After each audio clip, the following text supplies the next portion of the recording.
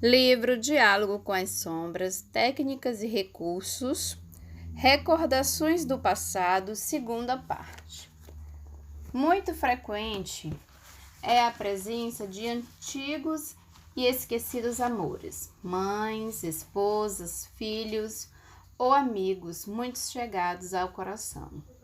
Se fosse realizada uma pesquisa estatística sobre tais manifestações, estou certo de que as mães ocupariam o primeiro lugar destacadamente.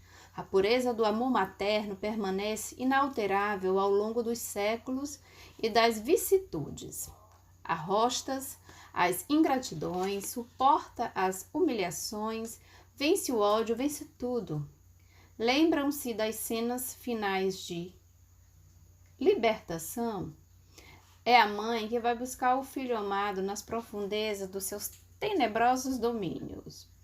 Ela alcançará já há muito as regiões da felicidade, mas e a dor de ter o seu amado preso ainda às paixões do mundo?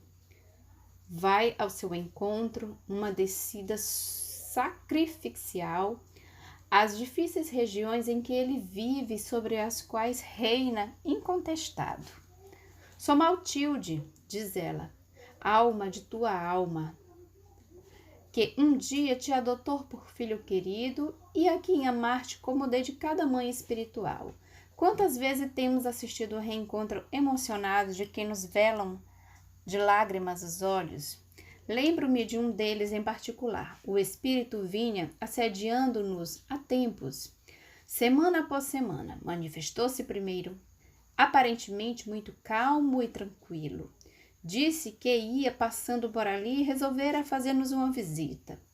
Nada queria de especial, iria apenas observar-nos e, se não fosse o caso, tornar-nos providências. Deixou no ar a ameaça e partiu. Mal suspeitava eu da demora aventura que ali começava. Por algumas semanas observou-nos. Pouco falava nas suas manifestações. Revelou apenas que já tinha sob seu controle algum daqueles que dispunha de maior quantidade de massa cinzenta. Mas começava a deixar transparecer também certa preocupação, porque algum delator, ao seu ver, havia contado a nós os seus propósitos e objetivos. Na vez seguinte, suas preocupações estavam ampliadas, porque descobriu que, através de processos de regressão de memória de nossos conhecimentos, estávamos penetrando certos núcleos. Nessa mesma noite, tem a primeira visão de algo que muito o perturba. Adormece e parte. Na semana seguinte, não consegue manter-se calmo, como das vezes anteriores. Está indignado, furioso, diz que tudo ruiu em torno dele. Tinha o poder de um semideus e fomos mexer com sua família. Dá murros na mesa, dominado pelo ódio e espicaçado pela humilhação. Se pudesse, me pegaria para mandar queimar-me vivo. Acaba em pranto de revolta e de impotência. Em seguida, por outro médium, manifesta-se um espírito feminino e conta sua dolorosa história. Foi mãe daquele que acaba de retirar-se. Foi, por certo, a sua presença ali, junto dele, que o perturbou há 2 semanas. Ele é bom, dizia ela, mas muito vaidoso. Ainda vê nele o filho querido de 4 séculos atrás. Ela mesma ainda não está bem, sofre muito e foi trazida somente para encontrar-se com ele. No passado, enquanto encarnados, também teve um encontro dramático com ele. Ele a abandonara a sua própria sorte e ela, enveredada pela degradação mais objeta. Quando já se encontrava na sarjeta, procurou-o e foi repelida. Ele se havia tornado muito importante na hierarquia eclesiástica. Os séculos se passaram e tudo quanto ela esperava agora era merecer novamente a oportunidade de ser mãe digna, Digo-lhe que as mães são seres humanos e por isso também erram. Ofereço-lhe a nossa ajuda, que ela agradece, dizendo que tem de voltar para onde está no momento. Com este caso, desencadeou-se extenso processo que se desdobrou em aspectos inesperados e de profundas implicações. Nunca podemos, no entanto, esquecer a ajuda daquela mãe humilde e ainda mergulhada nas dores do resgate, que nos ajudou com a sua presença amiga a despertar o valoroso espírito que adormecera nas suas paixões, embalado pelo amor ao poder. Em caso semelhante a esse, o espírito consegue divisar a figura de sua mãe, ajoelhada diante dele, e pedir-lhe perdão. Ele reluta e resiste, porque é este precisamente o âmago da sua problemática. Foi abandonado por ela, a roda, e por isso ele repete agora a si mesmo que não tem mãe. Oramos, damos-lhe passes e, por fim, ele não mais resiste. Tenho mãe, diz ele. Não sou desgraçado. De outra vez, num caso a que já me referi a Lures, o espírito tinha um problema pessoal comigo. Era questão antiga, de mais de 8 séculos. Em consequência desse e de outros desenganos, vagava ainda pelas trilhas da revolta e do rancor. O problema era extremamente difícil, porque se tratava de um caso em que o ódio concentrava-se diretamente sobre um de nós, precisamente aquele que se incumbia de doutriná-lo e esclarecê-lo. Ele se mantinha irredutível, pois minha presença obviamente reanimava nele as antigas paixões e frustrações das quais não conseguiria desembaraçar-se. Foi num desses pontos críticos do diálogo que outro médium me disse que um espírito presente desejava dizer alguma coisa diretamente a ele. Era sua mãe. Elevei meu pensamento em prece e, com enorme respeito, ouvi o diálogo através do tempo entre a mãe amorosa, que não esquecera e sofria com a ausência do filho, e o filho que recusava obstinadamente o amor, porque estava achando impossível viver sem ódio e a vingança. Pede-lhe ela, com infinito carinho e humildade, que abandone aquela vida e venha para junto do seu coração. Todos estão juntos na família. Só ele está ausente, não está convencida de que ele a recuse. Deseja ouvir dele próprio a negativa, e ele diz que não a quer mesmo, pois seu caso ali é outro. Que ela não se meta, continue a fazer seus bordados. Ela lhe lembra as velhas cantigas e aquele tempo em que ele orava no quarto em silêncio junto de Deus. Depois lhe diz que vai deixar o médium, pela qual lhe está falando, para aconchegá-lo junto ao seu coração. Ora, comovidamente, a Mãe Santíssima, em palavras simples, expondo o seu problema e as suas dores. Quando conseguimos, afinal, despertar o amado companheiro, dirijo a ela um pensamento de infinita ternura e gratidão, porque estou certo de que, sem o seu concurso, não o teríamos alcançado.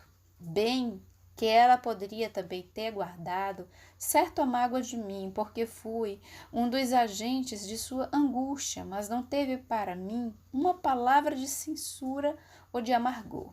Em outro caso, também muito difícil, o espírito autoritário e empolgado pelas suas ideias e pelo seu rancor, recebeu diante de nós a visita de um menino. Teria sido seu filho ou neto, que o desarmou com seu carinho, seus apelos, sua ternura infantil, saltando sem cerimônia para o seu colo.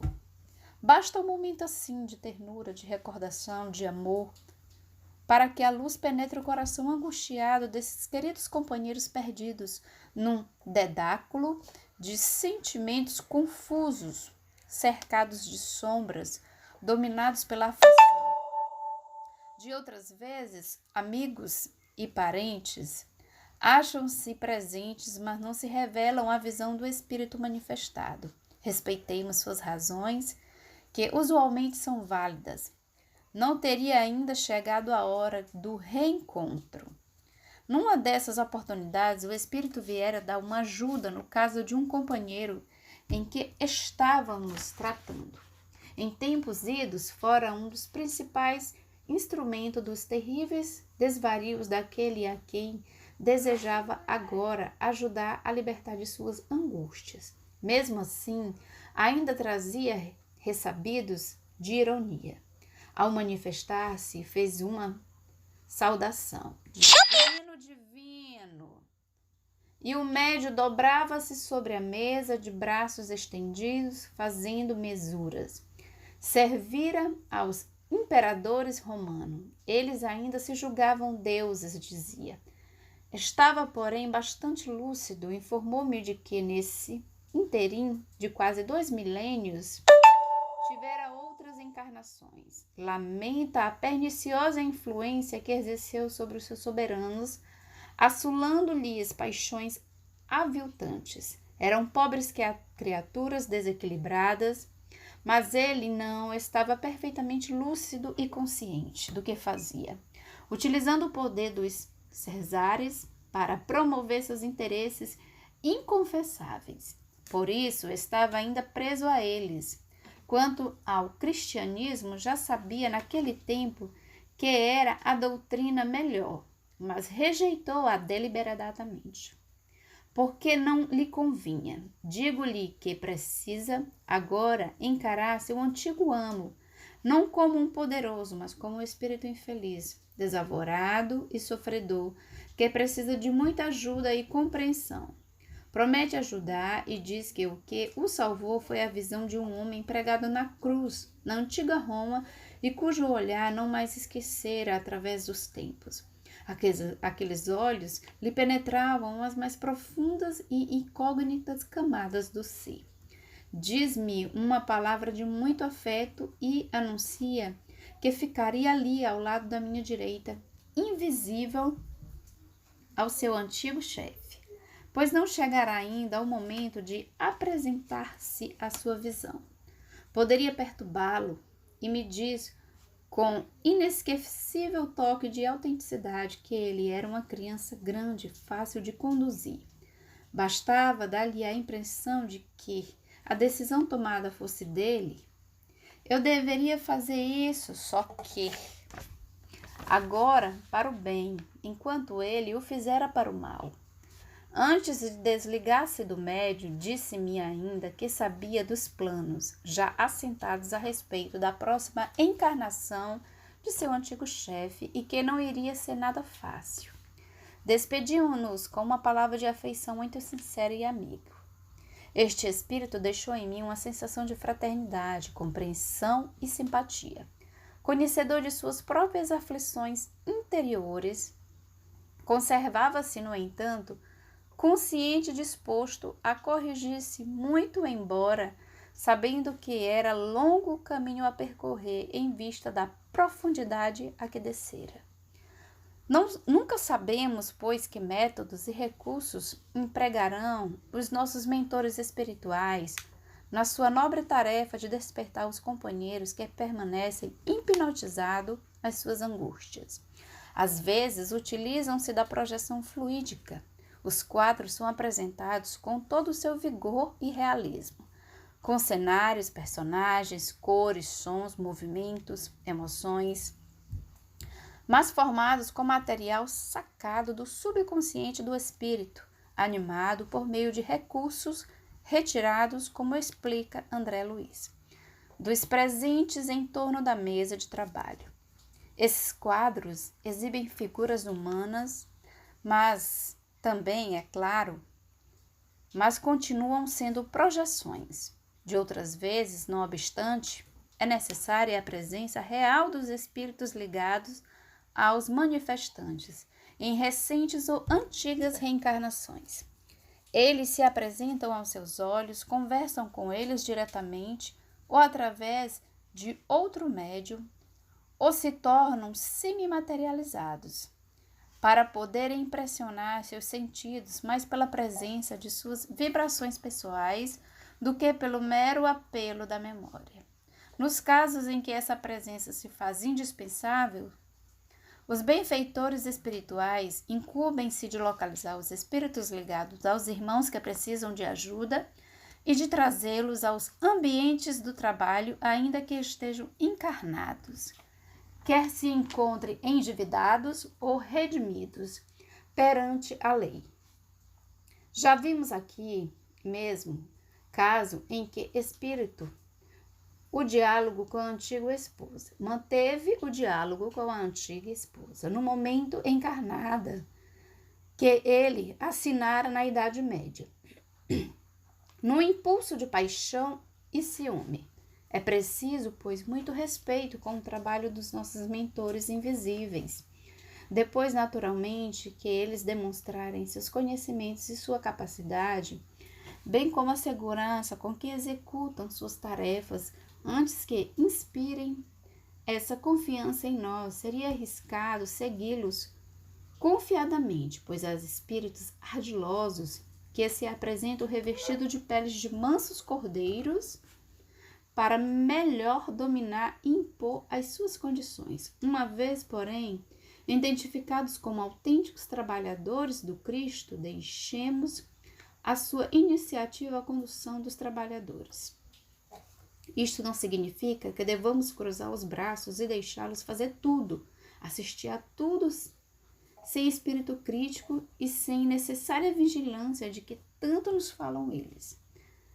Não é tudo que eles podem fazer por nós, mesmo o grupo mais bem ajustado, integrado num trabalho sério e fecundo, poderá ser sutilmente envolvido pelos ardis das sombras, naquilo em que os nossos compromissos e erros passados nos sintonizem com os companheiros desavorados, muitos deles nos nossos antigos comparsas.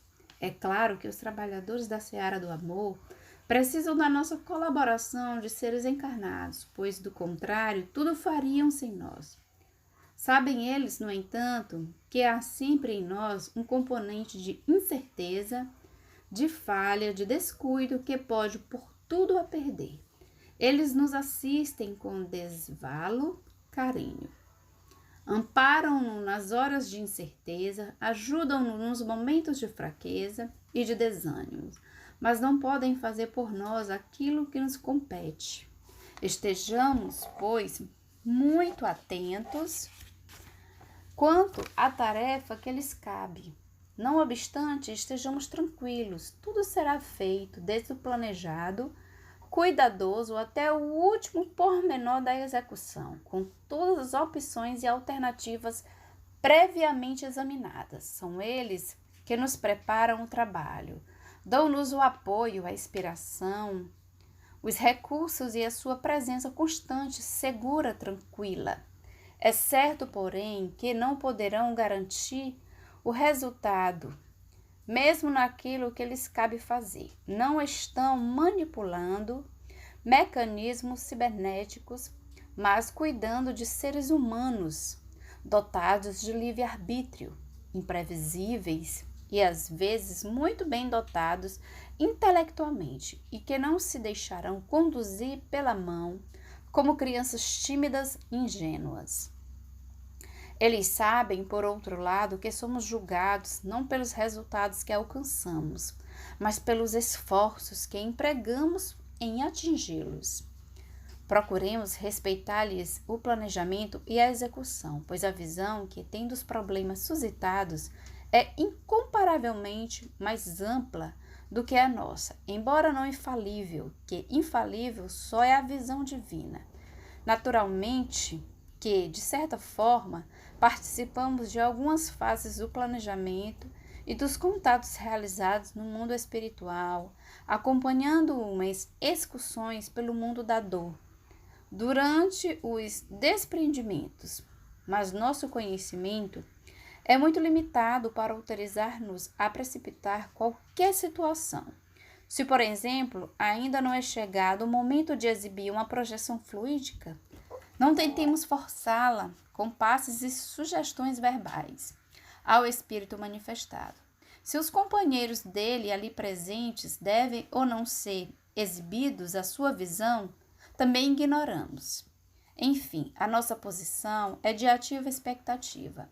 Para isso, precisamos, especialmente o doutrinador, estar com as antenas psíquicas permanentemente sintonizadas com os trabalhadores invisíveis para captar-lhes, através da intuição, as sutis instruções que nos ministram e definitivamente não nos envaideçamos com o resultado do trabalho realizado. Cabe muito pouco a nós dos méritos. Basta-nos a alegria do dever cumprido, a doce felicidade de ter uma vez mais servido de humildes e imperfeitos instrumentos na pacificação.